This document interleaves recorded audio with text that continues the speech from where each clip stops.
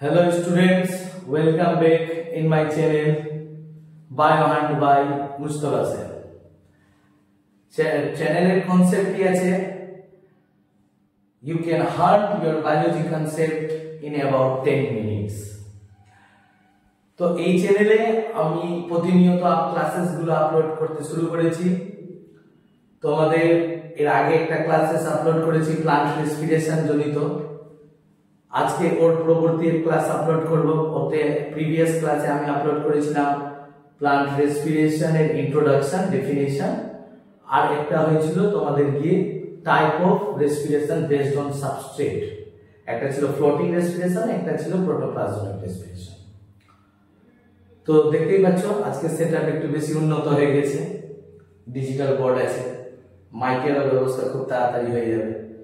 তো তোমরা ভিডিওটা স্কিপ না করে পুরো ভিডিও দেখবে আর বেনিফিট তুলবে, সবার কাছে রিচেবল করাবে যাতে সমস্ত স্টুডেন্ট এর বেনিফিট পেতে পারে।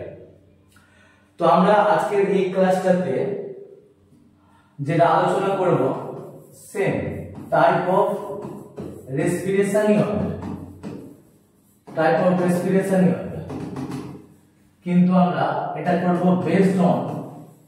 Based on breakdown of substrate के breakdown এর উপর ভিত্তি করে ভাগ করব। अब এটা একদম সিম্পল কনসেপ্টে বুঝবা, একদম প্রচুর সিম্পল করে বুঝলাম। আমরা এর আগের দিন দেখলাম যে কি সাবস্ট্রেট বেসিক্যালি যেটা ব্যবহার করবে সেটা হচ্ছে কার্বোহাইড্রেট। তো আমরা বা যে কোনো জীব কার্বোহাইড্রেট যদি গ্রহণ করছে, কার্বোহাইড্রেটস যদি নিচ্ছে, তো কার্বোহাইড্রেটস একটা পলিস্যাকারাইড আছে। কার্বোহাইড্রেট একটা কি হলো? পলিস্যাকারাইড হলো, ঠিক আছে?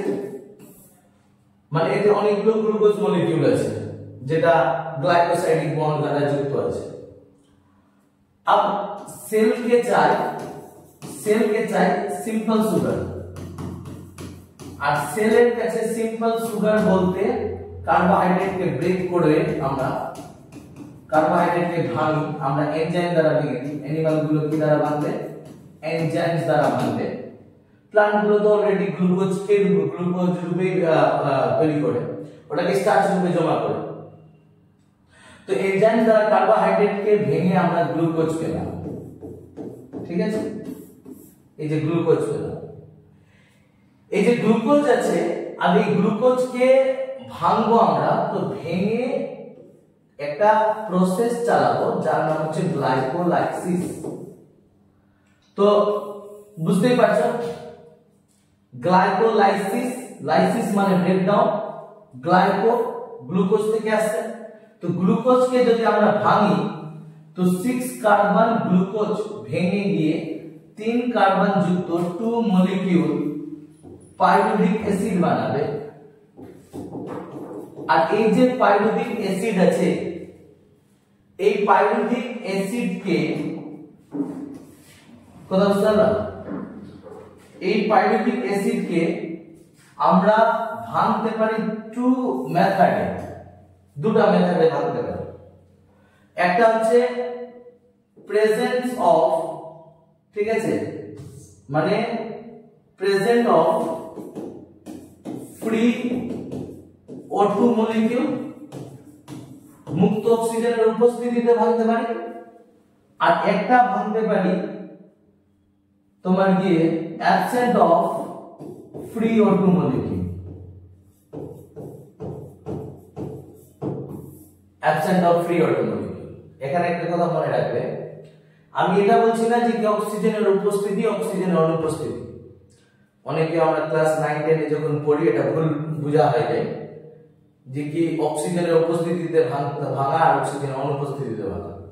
আসলে অক্সিজেনের উপস্থিতি দুটোতেই থাকবে, কিন্তু একটাতে মুক্ত অক্সিজেন থাকবে। আমরা ফ্রি O2 বলতে কি বুঝি? মুক্ত অক্সিজেন, ঠিক আছে, মুক্ত অক্সিজেন। আর একটা এখানে হচ্ছে ফ্রি O2 মানে মুক্ত অক্সিজেনের অনুপস্থিতি, মানে অক্সিজেন আছে বাট অ্যাজ আ কম্পাউন্ড, ঠিক আছে, যৌগ রূপে আছে। অক্সিজেনকে আমরা যৌগ রূপে রেখেছি। আর যদি মুক্ত অক্সিজেনের উপস্থিতিতে ভাঙি তাহলে এটাকে বলা হয় অ্যারোবিক রেসপিরেশন। অ্যারোবিক রেসপিরেশন, সবাত শ্বসন, এটাকে বাংলাতে বলা হয় সবাত শ্বসন বলা হয়, ঠিক আছে। আর যদি মুক্ত অক্সিজেনের অনুপস্থিতিতে ভাঙি তাহলে এটাকে বলা হবে অ্যানারোবিক রেসপিরেশন, বা এটাকে আমরা বলি অবাত শোষণ। কি বলি? অবাত শোষণ।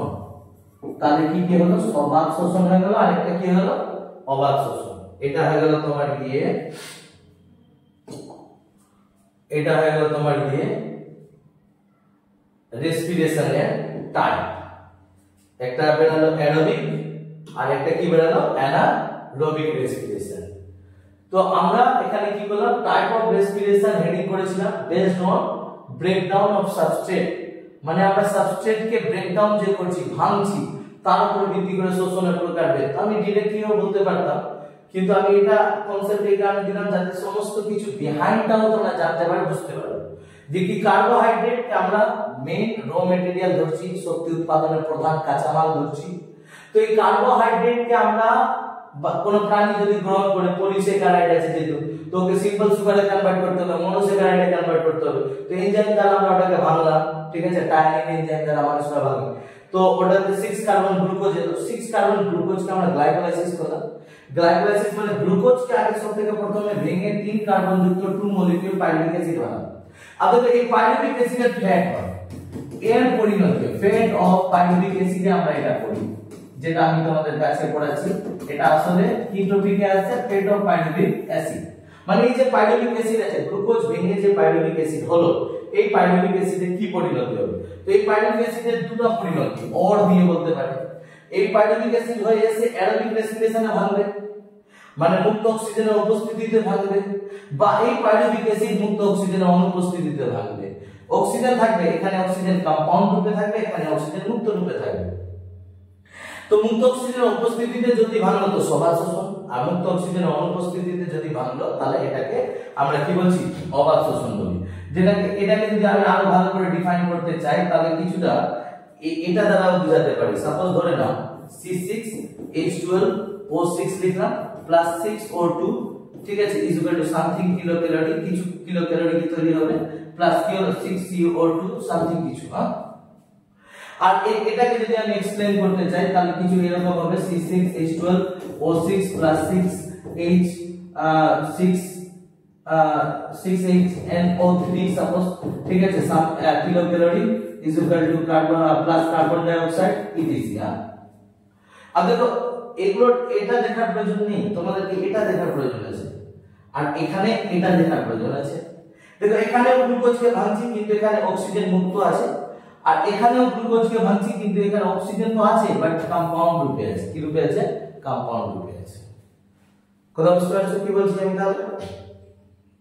তাহলে আমাদের এই টপিকের নিষ্কর্ষ কি বেরোলো? এই টপিকের নিষ্কর্ষ বেরোলো যে কি গ্লুকোজকে ভাঙার উপর ভিত্তি করে শোষণকে দুভাগে ভাগ করা হয়। একটা হচ্ছে সবাত শোষণ আর একটা হচ্ছে অবাত শোষণ, অ্যারোবিক রেসপিরেশন আর অ্যানারোবিক রেসপিরেশন। হ্যাঁ, তবে একটা পয়েন্ট আর শিখার আছে যে গ্লুকোজ কে ডাইরেক্টলি আমরা অবাত শোষণে নিয়ে যাচ্ছি না বা ডাইরেক্টলি অ্যানারোবিকে নিয়ে যাচ্ছি না, গ্লুকোজকে আগে ভেঙে আমরা পাইরুভিক অ্যাসিড বানাচ্ছি, গ্লাইকোলাইসিস ঘটাচ্ছি। তাহলে এখানে তোমরা একটা নিউ স্লাইডে এটা বুঝতে পারো, হ্যাঁ, এটা স্লাইড থাকবে, তোমরা হয়তো ভিডিওকে থেমে এর স্ক্রিনশট নিয়ে নিতে পারো। মানে আমাদের কাছে এরকম আছে যে কি গ্লুকোজ ভেঙে, ঠিক আছে, তোমার গিয়ে অ্যারোবিকও যেতে পারে আর ওর আছে অ্যানারোবিকও যেতে পারে। তো অ্যারোবিক আর অ্যানারোবিকের পাথওয়ে এখানে একটা সিঙ্গেল আছে না, এটার নাম হচ্ছে গ্লাইকোলাইসিস। গ্লাইকোলাইসিস, তো এই যে গ্লাইকোলাইসিস আছে এটা কমন পাথওয়ে হলো। এটা কি হলো বলো? কমন পাথওয়ে, ঠিক আছে, common pathway of aerobic and anaerobic respiration, anaerobic, ঠিক আছে, অ্যারোবিক and anaerobic respiration, ঠিক আছে, অ্যারোবিক আর অ্যানারোবিক রেসপিরেশনের এটা হলো কমন পাথওয়ে। তুমি গ্লুকোজকে অ্যারোবিকে ভাঙলে তবুও গ্লাইকোলাইসিস করতে হবে, তুমি গ্লুকোজকে অ্যানারোবিকে ভাঙতে হবে তবুও গ্লাইকোলাইসিস করতে হবে। তো গ্লাইকোলাইসিস একটা কি হয়ে যাচ্ছে, কমন পাথওয়ে হয়ে যাচ্ছে অ্যারোবিক এবং অ্যানারোবিক রেসপিরেশনে। তো আজকের ক্লাসটাতে আমরা 10 মিনিটসে এই কনসেপ্টটাই নিলাম, যে একবার রিপিট করে দিচ্ছি তোমরা বুঝে নিবা, যে গ্লুকোজকে যে সাবস্ট্রেট আছে আমাদের কাছে, সেই সাবস্ট্রেটকে ভাঙার উপর ভিত্তি করে, ঠিক আছে, আমাদের কাছে রেসপিরেশন কত রকমের আছে। সাবস্ট্রেটকে ভাঙার উপর ভিত্তি করে রেসপিরেশন দুই রকমের হলো, এক অ্যারোবিক, এক হচ্ছে অ্যানারোবিক। অ্যারোবিকটা কি হচ্ছে, গ্লুকোজকে ফ্রি O2 তে ভাঙবো, আর অ্যানারোবিকে গ্লুকোজকে ভাঙছি উইদাউট ফ্রি O2 মানে কম্পাউন্ড O2 তে ভাঙা হচ্ছে, যৌগ রূপে অক্সিজেনের অনুপস্থিতিতে ভাঙা হচ্ছে। তো গ্লুকোজকে যখন ভাঙতে যাব, অ্যারোবিকে ঢুকাবো বা অ্যানারোবিকে ঢুকাবো, তখন আমাদেরকে একটা কমন পাথওয়ে অবলম্বন করতে হবে, সেটা হচ্ছে গ্লাইকোলাইসিস। ঠিক আছে, তো এবার আমাদের এই চ্যাপ্টারটা কমপ্লিট করার জন্য মেইন যেটা পড়তে হবে সেটা হচ্ছে গ্লাইকোলাইসিস, ক্রেবস, আর একটা হচ্ছে ETS, electron transport system. ETS আর ক্রেবস যেটা আছে এটা অ্যারোবিক রেসপিরেশনেই আসবে, আর তোমার কি হচ্ছে অ্যারোবিক আর অ্যানারোবিক রেসপিরেশনে, অ্যানারোবিক রেসপিরেশনে ইটিএস আর ক্রেবসটা আসবে না। আর এটাও মনে রাখো, অ্যারোবিক রেসপিরেশনে glucose can complete breakdown, glucose can complete break.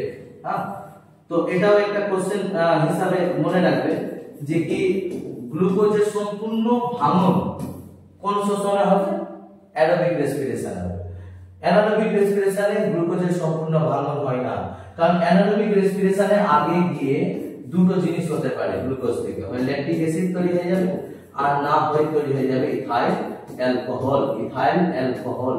তো এই যে এটা তৈরি হওয়া, এটাকেই তো আমরা আবার ফার্মেন্টেশন বলি, ল্যাকটিক অ্যাসিড ফার্মেন্টেশন, আর এটাকে অ্যালকোহলিক বা কোহল ফার্মেন্টেশন বলা হয়। কি বলা হয়, কোহল ফার্মেন্টেশন। তবে দেখো এই টপিক থেকে একটা কোশ্চেন, তোমরা যারা সেকেন্ড সেমিস্টার বোর্ডের স্টুডেন্ট পরীক্ষা দিবে, তো একটা কোশ্চেন আসবে, তোমরা লিখবে, লিখে আমাকে আমি এবার যে ভিডিও আপলোড করব ওতে নিজের হোয়াটসঅ্যাপ নাম্বার দিব, ওতে তোমরা সেন্ড করে দিবে, যেখান থেকেই দেখো না কেন।